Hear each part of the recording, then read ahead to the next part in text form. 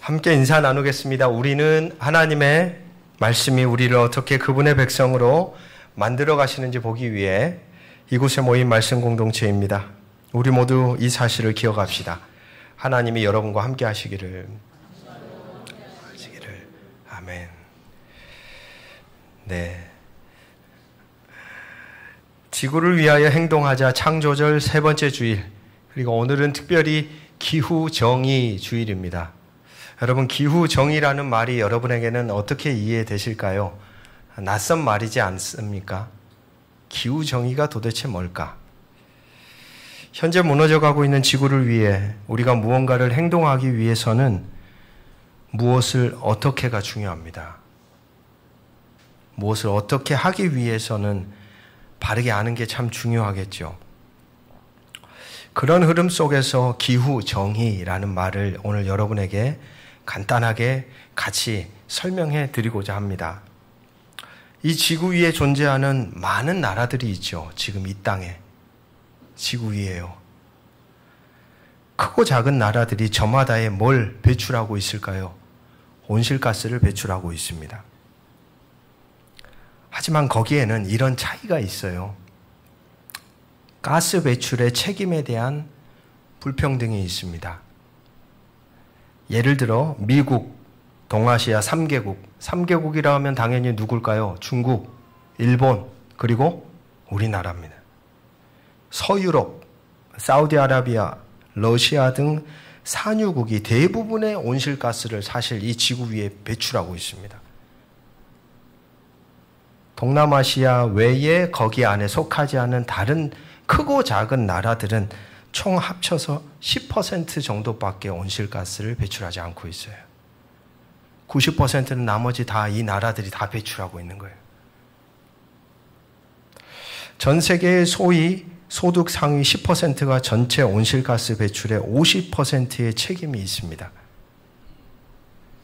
하위 50%는 단 10%의 온실가스만 배출합니다. 어떤 조사를 보니까 2015년 전 세계 1인당 평균 이산화탄소 배출량에 대해서 기록한 내용이 있는데 1인당 평균 4.8톤을 배출한대요. 4.8톤. 근데 재밌는 게 소득 최상위 0.1%에 들어가면 일명 슈퍼리치라고 얘기합니다. 최고의 갑부들. 그들은 1인당 얼마를 배출하냐면 216톤 정도를 배출합니다. 그러니까 평균이 4톤인데 어마어마한 배출이 있죠. 자료를 또 이렇게 보다 보니까 이런 내용이 있습니다. 1인당 이산화탄소 배출량 서열을 이렇게 매겼는데 호주가 16톤, 미국이 16톤, 그 뒤를 이어서 어느 나라냐면 대한민국입니다. 12톤. 1인당 우리나라 국민들이. 전부는 아니겠죠. 그리고 저 맨 끝에 있는 나라가 어디냐면 투발루입니다. 투발루는 1톤을 배출하고 있습니다.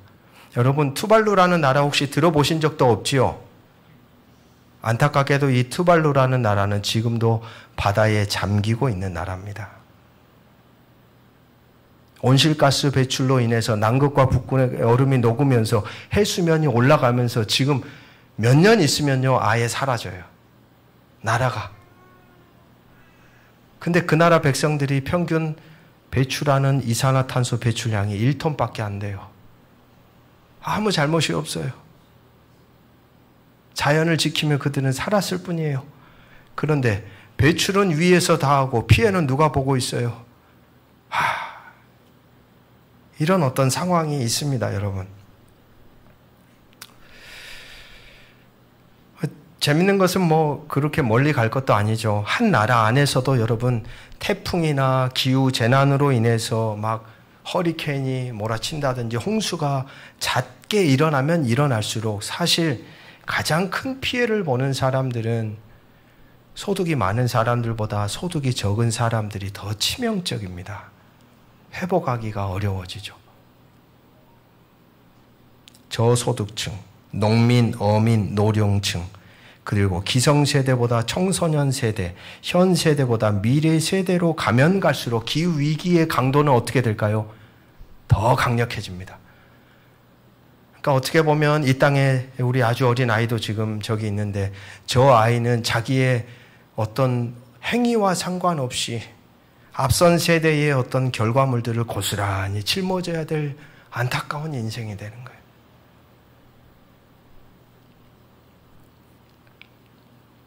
더 재밌는 것은 이런 현상입니다, 여러분.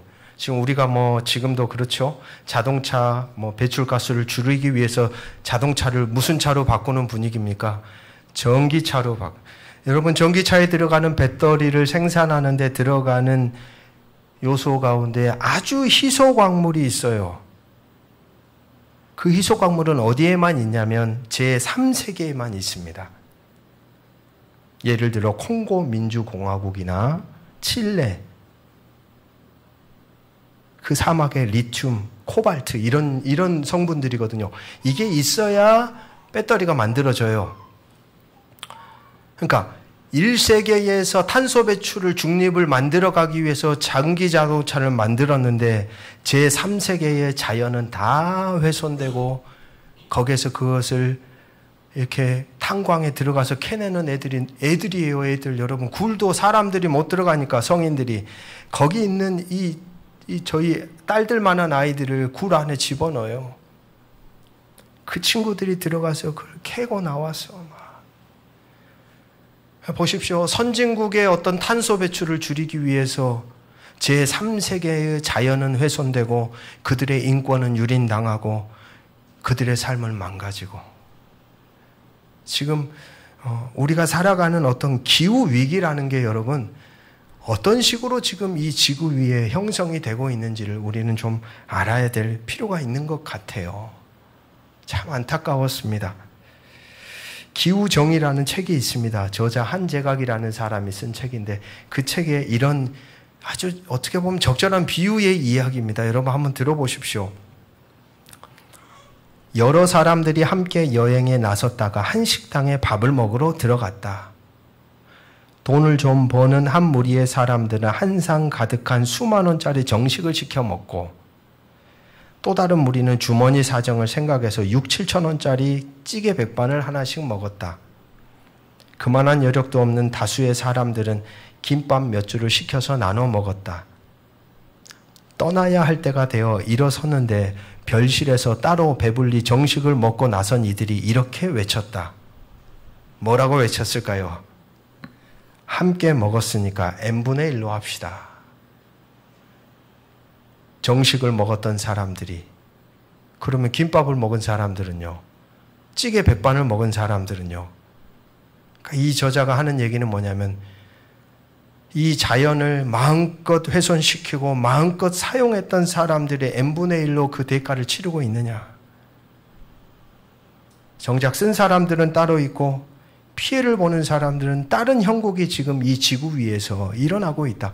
거기에서 출발한 말이 바로 여러분 기후 정의라는 말입니다. 과연 이게 공평한가? 공평하지 않다는 것이겠죠. 과연 그것이 온당한가? 그걸 묻는 것이 바로 기후 정의라는 말입니다. 우리가 발딛고 살아가는 세상이 어떤 곳인지를 바로 알아야 또 바르게 생각하고 우리는 바르게 행동할 수 있기에 오늘 서두에 시간을 할애해서 저는 기후정의라는 단어를 여러분들에게 설명드린 겁니다. 우리가 지금 살아가는 이 지구가 그런 모양으로 흘러가고 있다는 거예요. 거기에서 그러면 우리가 해야 될 게 뭘까? 고민해 봐야 될 지점들이 참 많습니다. 오늘 우리가 읽은 말씀 속으로 들어가 봅니다. 아람 군대가 북이스라엘의 수도인 사마리아 성을 포위했습니다. 포위된 상황 속에서 어떻게 하여 하나님의 역사가 이루어지는지를 오늘 말씀을 보여줍니다. 성이 포위를 당하니까 당연하게 먹고 마시는 것이 제한이 들어왔겠죠. 물도 음식도 먹을 것이 없으니까 평상시에 쳐다도 보지 않았던 비둘기 똥 같은 것을 사람들이 사기 위해서 줄을 서기도 하고 먹지도 않았던 나귀 머리 같은 것을 엄청난 액수를 대가로 지불하면서 먹는 상황이 이 사마리아 성에 발생했습니다. 그러니까 모든 그 인간이 살 수 있는 삶이 다 붕괴된 겁니다. 신명기 28장을 보면 하나님이 당신의 나라에 임할 일들에 대해서 기록을 하는데 28장은 어떤 장이냐? 축복과 저주의 장으로 알려진 장입니다. 너희들이 이렇게 할 때 복을 받을 것이고 너희들이 이렇게 할 때 저주를 받을 것인데 그 저주는 어떤 것인지를 구체적으로 기록하고 있는 말씀인데 그 저주의 목록 가운데 이런 구절이 등장합니다. 내가 적군에게 에워싸이고 맹렬한 공격을 받아 곤란을 당함으로 내 하나님 여호와께서 내게 주신 자녀 곧 내 몸의 소생의 살을 먹을 것이라. 또 이런 말씀이 자기가 먹는 그 자녀의 살을 그 중 누구에게든지 주지 아니하리니 이는 내 적군이 모든 성읍을 에워싸고 맹렬히 너를 쳐서 곤란하게 함으로 아무것도 그에게 남음이 없는 까닭일 것이며. 중요한 건 이거겠죠. 언제 이런 일이 발생하느냐에 대해서 말씀은 기록합니다. 신명기 28장 15절 내가 만일 내 하나님 여호와의 말씀을 순종하지 아니하여 내가 오늘 내게 명령하는 그의 명령과 규례를 지켜 행하지 아니하면. 그리고 20절 같이 한번 우리 읽어볼까요? 시작. 내가 악을 행하여 그를 잊음으로 내 손으로 하는 모든 일에 여호와께서 저주와 혼란과 책망을 내리사 망하며 속히 하실 것이며. 그럼에도 불구하고 오늘 본문에 등장하는 북이스라엘의 왕을 보십시오. 사람들이 자녀들을 먹고 그렇게 비참한 형국이 됐는데 이 왕의 모습을 보십시오. 이렇게 나라의 꼴이 엉망진창이 된 이유에 대하여 27절을 보면 왕은 누구를 향해 책임을 돌리고 있습니까? 하나님입니다. 하나님이 지금 침묵하신다. 하나님이. 여러분 너무 부끄러운 왕이지 않습니까? 나라가 엉망진창이 되었을 때 백성이 문제입니다.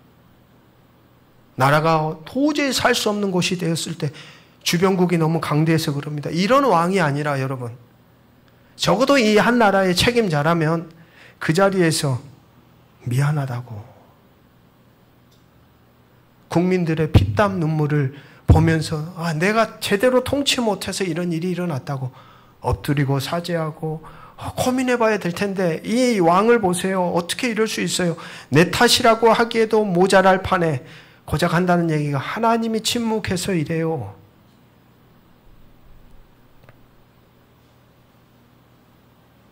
보십시오. 자기 자신을 바르게 볼 수 없으니까 당연히 그 존재는 돌아설 길을 잃어버렸습니다. 겉옷으로는 베옷을 입고 있었지만 하나님을 핑계하던 이 왕은 이제 그 시대의 선지자였던 엘리사에게 그 책임을 묻습니다. 오늘 우리가 읽었던 본문 바로 앞장 6장 31절에 이런 말씀이 나옵니다. 새번역 성경으로 읽어드립니다. 왕이 저주받을 각오를 하고 결심하여 말하였다. 사밧의 아들 엘리사의 머리가 오늘 그대로 붙어 있다면 하나님이 나에게 벌 위에 더 벌을 내리신다 하여도 달게 받겠다. 우리가 계속해서 열왕기하 말씀을 읽어오고 있죠. 바로 앞달락 열왕기하 5장에서 어떤 일이 있었냐면 아람 군대가 쳐들어왔어요. 그런데 이 엘리사가 그들의 눈을 다 이렇게 잠재웠어요. 보지 못하게. 그래가지고 사마리아 땅으로 데리고 가가지고 그 수도의 자리에서 그 공격하러 온 이 군사들을 어떻게 하냐. 모두 다 죽이려고 하니까 죽이지 못하게 하고 먹을 것을 마시게 하거든요. 환대를 베풀어서 되돌려 보내줘요. 그것 때문이라고 생각했는지 오늘 왕은 엘리사 때문이라고 말합니다. 엘리사라는 하나님의 선지자를 통하여 하나님의 말씀을 들어볼 생각은 없고 그저 탐만하는 이 왕의 상태는 그야말로 영적 암흑기입니다. 중요한 것은 칠흑 같은 영적 암흑기 속에서도 같이 한번 선포해 봅시다. 하나님의 말씀은 선포됩니다. 영적 암흑기 가운데 머물러 있음에도 불구하고 하나님은 인내하고 기다리시며 그들에게 기회를 허락하시면서 말씀을 선포하고 있습니다. 1절 2절 7장 1절 2절 말씀입니다. 엘리사가 이르되 여호와의 말씀을 들을지어다. 여호와께서 이르시되 내일 이맘때 사마리아 성문에서 고운 밀가루 한 스아를 한 세겔로 매매하고 보리 두 수아를 한 세겔로 매매하리라 하셨느니라. 그때의 왕이 그의 손에 의지하는 자 곧 한 장관이 하나님의 사람에게 대답하여 이르되 여호와께서 하늘에 창을 내신들 어찌 이런 일이 있으리요 하더라. 여러분 기억하십시오. 우리의 인생이 어긋나서 실수하고 보지 못하고 깨닫지 못하고 헤매고 있더라도 하나님의 말씀이 우리에게 들려오고 그 말씀이 우리에게 선포되고 있다는 것은 적어도 아직은 소망이 있다는 이야기죠. 아직은 기회가 있다는 얘기죠. 말씀하신다는 것은 아직 하나님이 그래도 그 사람을 포기하지 않고 하나님이 그에게 돌아설 길을 허락하셨다라고 저는 생각합니다. 이렇게 목이 곧은 왕이 되어 뻣뻣하게 고개를 쳐들고 자기 자신을 바로 보지 못하는 이들에게도 같이 한번 따라해 봅시다. 하나님은 은혜를 베풉니다. 계속 베풀고 계신 거죠. 왕이 영적 암흑기에 서 있다면, 때로는 남편이 영적 암흑기에 서 있다면, 때로는 교회의 한 직분자가 영적 암흑기에 서 있다면 그 곁에 선 사람이라도 정신을 차리고 제대로 바라보며 붙잡아주면 탈선하더라도 어떻습니까? 괜찮습니다. 보지 못하더라도 잡아줄 누군가가 있다면. 근데 오늘 본문 보세요. 그 왕 곁에 서 있는 이 장관이 하는 말이 더 재미있지 않습니까? 여호와께서 하늘에 창을 내신들 그런 일은 일어날 리 없습니다.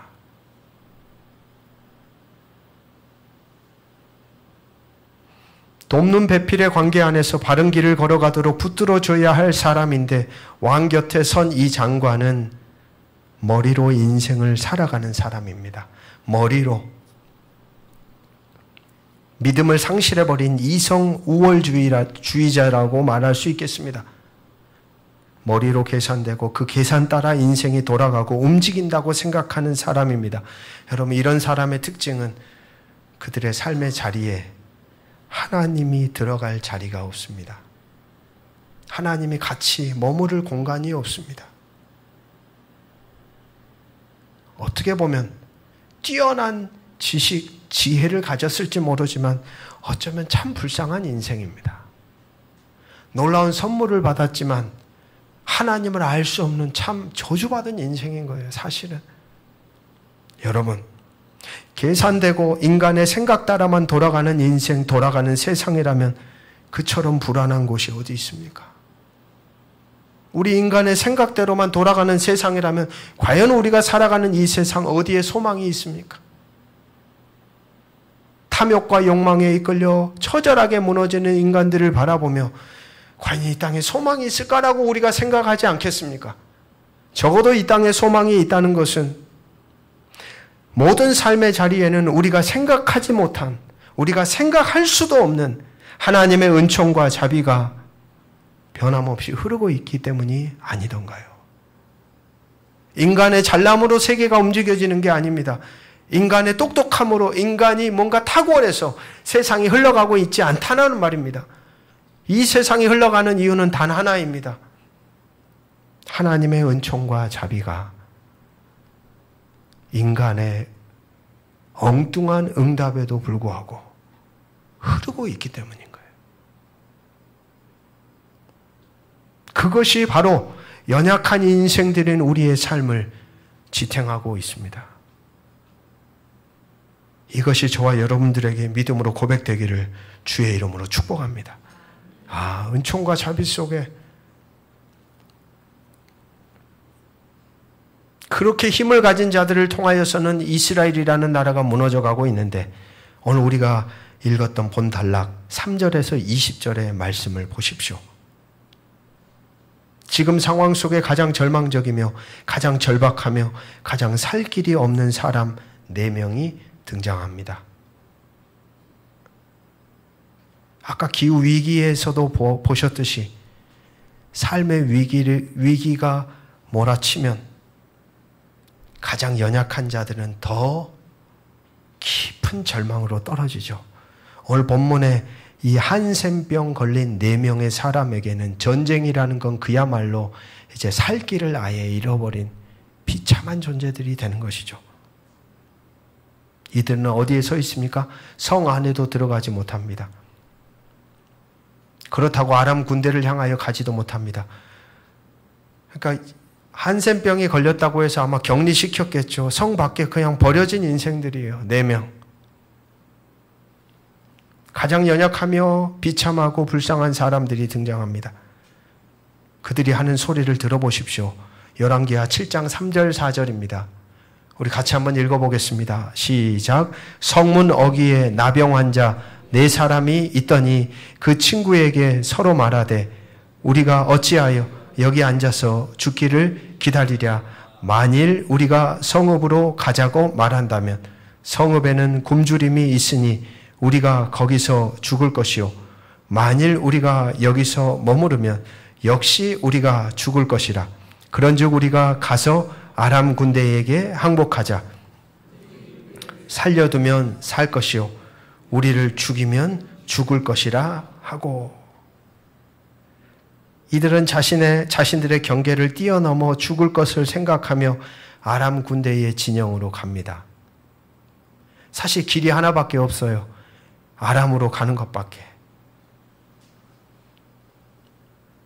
사방을 둘러싸고 있는 군대를 향하여 걸어가다니 이게 말이 됩니까? 그러나 그들은 성 안의 상황을 이미 알고 있었습니다. 그리고 중간에 서 있는 그들에게 최선은 아람 군대를 향하는 것밖에. 제 눈에는 그것이 그들이 할 수 있는 자신들의 생명을 지키게 하는 최선의 흔적입니다. 놀라운 것은 그런 이 사람들의 결단과 용기, 존재 흔적을 하나님이 사용하셨다는 겁니다. 여기에 하나님의 은총이 임했습니다. 6절 말씀입니다. 이는 주께서 아람 군대로 병거 소리와 말소리와 큰 군대의 소리를 듣게 하셨으므로 아람 사람이 서로 말하기를 이스라엘 왕이 우리를 치려하여 헷사람의 왕들과 애굽 왕들에게 값을 주고 그들을 우리에게 오게 하였다 하고. 여러분, 지금 아람 군대를 가는 군대의 수는 몇 명입니까? 한센병 걸린 사람 딱 4사람이 걸어가는 겁니다. 어떻게 이런 일이 일어날 수 있을까요? 그것도 지체가 부자연스러운 이 한센병 걸린 4사람이 아람 군대를 향하여 걸어간 것 뿐인데, 놀랍게도 그 상황 속에서 어떤 일을 만들었냐? 아람 군대가 혼란스러운 거예요. 그 4명의 그 발걸음 소리가 마치 뭐 애니메이션 보는 듯한 느낌 아니세요? 애국 군대의 말발굽 소리가 들리고 막 병정들의 소리가 들리고 칼과 창이 마주치는 소리가 들리는 독특한 어떤 효과가 일어났다라는 거죠. 그리고 아람 군대가 그 소리에 압도당하기 시작합니다. 좀 전에 우리가 보았던 2절에서 이스라엘 왕 곁에 서 있던 한 장관이 머리로만 사는 사람이었습니다. 머리로 이해되지 않는 한 장면이 여기 등장하는 거예요. 머리로만 살아가는 이들에게 인생은 그것으로만 사는 것이 아님을 가르쳐주는 한 장면 같아요. 이런 말도 안 되는 상황이 인생을 걸어가다 보면 일어난다는 거예요. 머리로 계산되지 않는 놀라운 일들이 우리가 살아가는 세상에서 일어난다는 거예요. 상황을 조성하시고 주어진 환경을 만들어 가시고 다양한 역할을 행하는 이들을 알게 모르게 움직이시며 일하시는 하나님이, 같이 한번 고백합시다. 존재합니다. 존재한다는 거예요. 세상을 움직이시고 계시는, 세상 가운데 개입하시며 역사하고 계시는 하나님이 다스리는 곳은 우리가 죽어서 갈 어떤 세계가 아니라 바로 지금 여기 우리의 삶의 자리이라고 말하고 있습니다. 바로 그 하나님과 이 한센 병에 걸린 4명의 사람이 연결되어 있는 것이죠. 어디가 강하며 어디가 힘이 있으며 어디가 능력이 있으며 어디에 무언가를 기댈 수 있는 사람들입니까? 아닙니다. 그럼에도 하나님은 연약한 자들의 발걸음을 통하여 당신의 구원의 역사를 이루어 가십니다. 늘 우리는 우리가 가진 어떤 생각과 경험, 지식, 소유, 능력 한계 안에서 우리에게 주어진 맞닥뜨려진 삶을 풀어가 보려고 합니다만 성경은 한결같이 우리 자신에게만 주목하는 것을 경계합니다. 내가 가진 이것으로 무엇을 할 수 있을까 생각하는 것보다 내 인생을 누가 붙들고 계시는가라는 질문이 더 중요하다는 거죠. 내가 누구의 손에 붙들려 있는가? 나의 인생이 어떤 왕의 다스림과 통치 아래에 움직이는가? 나의 것보다 오늘 나라는 존재가 같이 한번 고백합시다. 누구에게 연결되어 있는가? 여러분의 인생은 누구에게 연결되어 있으신가요?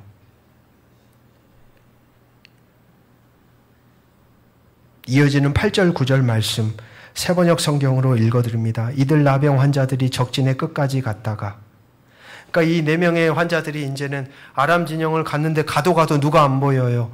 아람의 군사들이 안 보이는 거예요. 뭔가를 버리고 도망친 것 같은 거예요. 희한하다. 다 어디 갔지?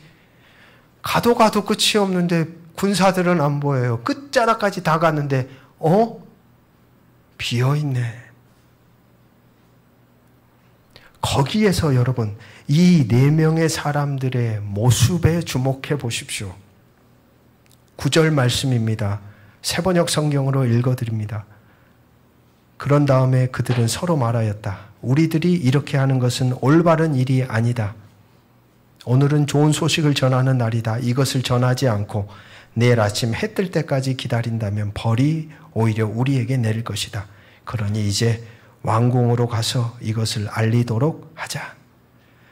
여러분 다 버리고 간 그 자리에서 자기들 먹을 것, 마실 것, 앞으로 살 것 다 해가지고 숨겨두고 처음에는 그랬어요. 근데 한참 그러다가 이들이 생각한 거예요. 이건 아니다. 우리가 이래서는 안 된다. 하나님이 그들에게 베풀어 주시는 은총에 대해서 그들이 이렇게 응답하는 것이 아니다라고 생각했던 것 같습니다. 사실 여러분, 이 4명의 생명이 어떻게 되든 아무도 상관하지 않았잖아요.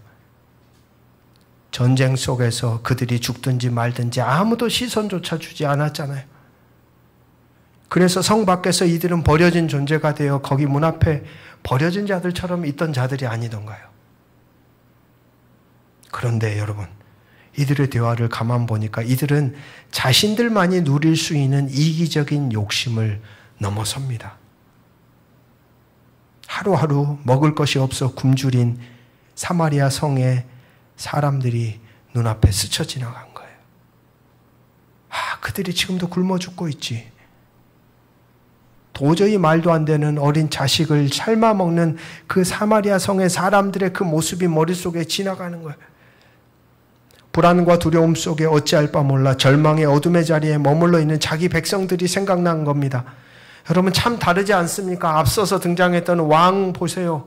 책임 한번 지려고 하지도 않고 무엇 하나 하지도 않으려고 했던 왕과는 너무나도 대조적으로 이 4명의 이 초라한 인생들은 적어도 누구를 생각해요?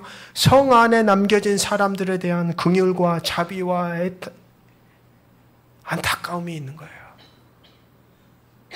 왜 하나님이 4명의 이 사람들을 그러한 도구로 쓰셨는지를 조금 짐작하게 되는 대목이 이런 겁니다. 이 사람들이 겉으로는 한센병에 걸려서 사지가 온전하지 못한 비참한 인생이었으나 그들의 그 존재, 살아내는 삶의 흔적에는 하나님이 기뻐하시는 아름다운 마음, 자세, 태도가 있었던 것이었구나. 이들은 성 안에 머물러 있는 백성들과 자기를 뭐 했어요? 연결시켰어요. 이건 우리들만을 향한 소식이 아니야. 이건 우리만을 위한 특권이 아니야. 이건 우리만 누리라고 하신 게 아니야. 분명히 저 성 사람들에게 전해야 될 책임이 있어, 우리는. 만약에 우리가 그걸 안 한다면 하나님이 우리를 치실 거야. 예기치 못한 하늘의 은총에 대하여 이 네 사람은 거룩하게 응답합니다.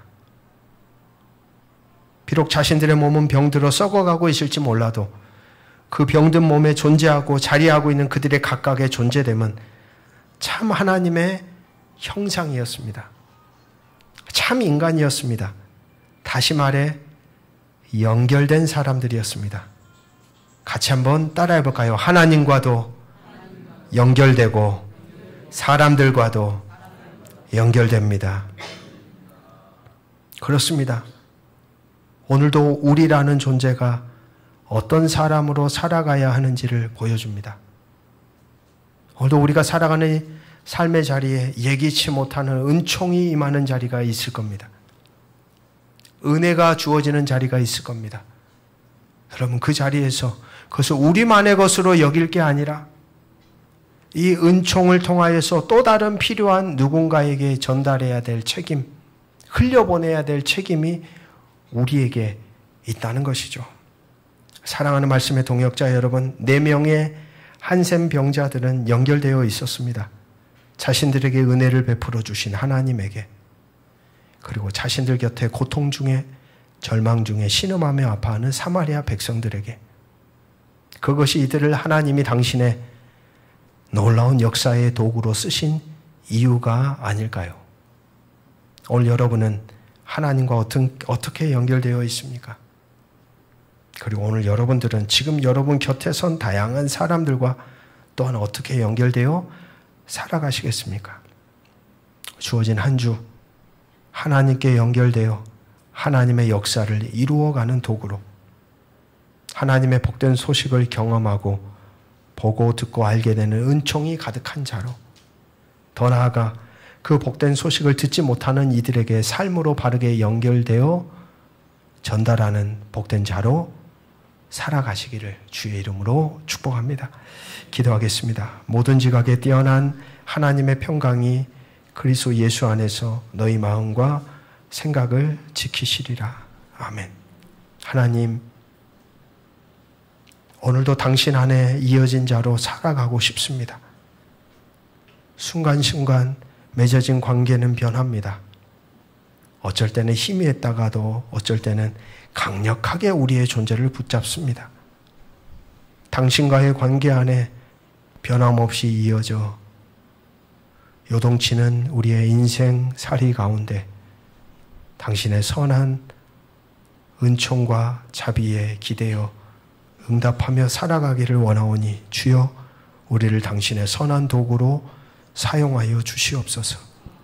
하나님께 이어진 자로, 그리고 우리 곁에 서 있는 사람들과 연결된 자로, 우리로 인해 하나님 나라의 복된 소식이, 하나님의 은총과 긍휼과 자비와 사랑이 필요한 누군가에게 흘러가게 하는 복된 자로 살아가도록 우리를 붙들어 주시기를 주 예수 그리스도의 이름으로 간절히 기도합니다. 아멘.